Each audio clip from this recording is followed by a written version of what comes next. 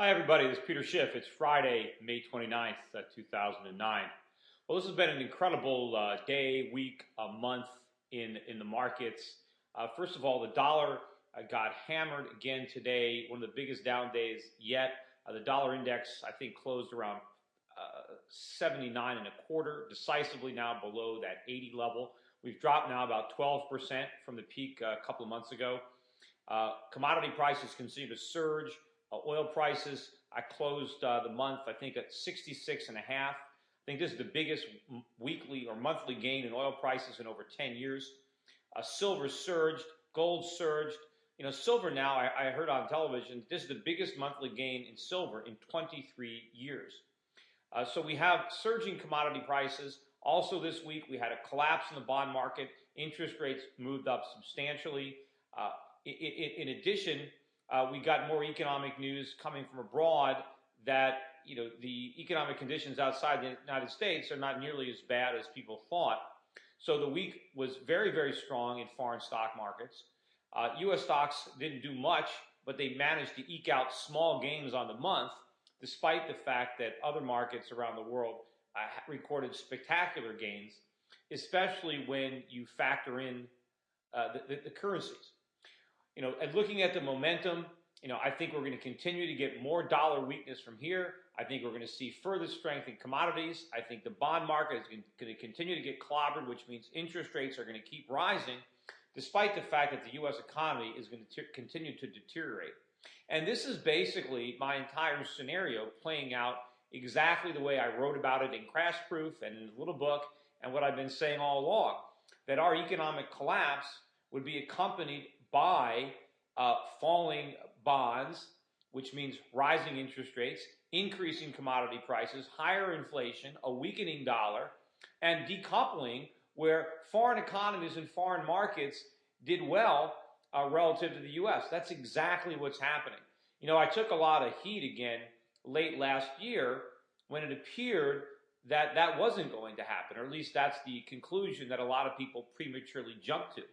But actually, everything is happening the way I said. There was that little head fake, and I described it that way when it was happening. I mean, it's basically like a football player, a running back. He wants to run right, so he fakes left, and by faking left, he throws off the defense, and they run one way, and then he goes the other way.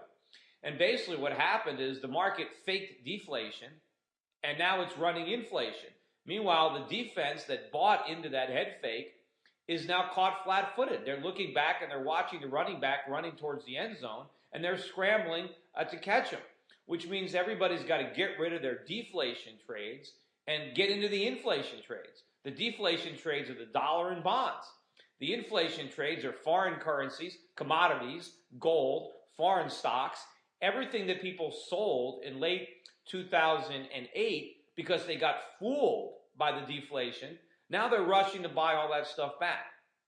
And I've never in my career, I've been a broker now for over 20 years. I've been following this particular strategy for only about 10, but I've never seen it work this well as far as short-term gains. I've never seen the stocks that I was buying rise so dramatically in such short periods of time. And it's kind of ironic because at the very time that the Wall Street Journal ran that article in January about how poorly my investment strategy had performed in 2008. And when all the blogosphere was abuzz with these allegations of, oh, look how much Schiff's clients are down in 2008. At the very moment when my investment strategy came under the most criticism, it was actually the best time to have fully embraced it. At least judging by the short-term results in 2009, 2009 has been the best year in my career for foreign stocks, for foreign currencies, for commodities, for precious metals. It's the best year for anything that I've done. Now, granted, people that adopted my investment strategy, many of them in 2007 and early 2008, a lot of those people, their accounts are still down, but they're not down anywhere near as much as they were. In fact, very few of my accounts would be down even as much as the S&P, even the accounts who were down the most. And of course, clients whose accounts were only down 20 or 30% or 40%, most of those guys are now positive. And it's amazing how quickly those paper losses were made up based on the speed at which things have turned around. And of course, anybody who really followed my advice and took advantage of the decline and added to their accounts in late '08, early '09, or anybody who started brand new, who knew enough not to believe what was being written and what was being said about my investment strategy, if they understood what was really going on and they adopted that strategy in the face of all that criticism, I mean, they're sitting on enormous short-term gains. Now, I have no idea what's going to happen for sure because I'm not advising that any of my clients sell. I'm not advising that any of my clients, realize any of these short-term gains. So who knows? Maybe the markets will pull back. But I have a strong feeling that they won't because so many people are going the wrong way that I think it's more likely that we don't get a meaningful pullback. And I think a lot of people are caught on the sidelines, wishing they haven't sold, and they're in a bad position. And I think it could be before the end of this year that the dollar is actually at total new lows, that gold is, and gold could be at new highs by next week. I mean, gold's, almost at 1,000 right now. Gold stocks, the Huey index traded above 400 today. It was at 150 in October, from 150 to 400. Most of the gold stocks in that index have tripled. Many of them are up 400 and 500%. And the irony of it is they're still off their highs because the Huey was at 500 at its peak. But even if you bought the absolute peak, you're what are you down now? 20%, 25%. The S&P's down 43%. And of course, anybody who added to their positions is thankful for that decline, which I did personally. Also too, I want to talk about what's going on. A lot of people this week are talking about the risk of inflation because they're seeing what's happening in the bond market. And the way the Fed is reacting in most of the media, they're saying, well, this is all okay because interest rates are rising because the economy is getting better. And so if the economy is getting better, you would expect rates to rise. Well, how do they know that that's why they're rising? I think it's far more likely that rates are rising because of inflation, because our creditors see how much money we're printing, how much debt we're assuming, and they don't want any part of it.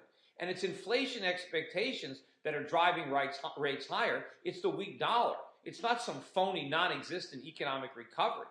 And of course, I also hear these analysts talking about the fact that the Fed is going to be able to remove all this excess liquidity to make sure that it doesn't create any inflation. Well, this is all utter nonsense. I mean, theoretically, the way they would have to remove this liquidity is the Fed would have to take all those toxic assets that they bought and sell them back to the private market and take back all the cash they put in. Well, how are they going to do that? Who's going to buy all these toxic assets? And if they try to ram these toxic assets back into the economy, then everything they tried to prevent, the entire collapse they tried to prevent by buying them, well, now we're going to relive it, only worse. So this is nonsense. Now, the argument is, well, when the economy recovers, the assets won't be toxic anymore. But that's impossible. They're always going to be toxic. That's the problem. I mean, real estate prices are only at current levels because of the Fed's policy, because of the artificially low rates. The minute the Fed tries to remove that excess liquidity and force interest rates up, then real estate prices come crashing down and the assets are just as toxic if ever, if not more so. The same thing with the credit card debt and the auto loans. It is all a bluff. There is no way to remove this liquidity, and I think they know it. I think the Fed's only game plan is that they think if they just create enough inflation that wages can rise and salaries can rise to the point where homes are now affordable.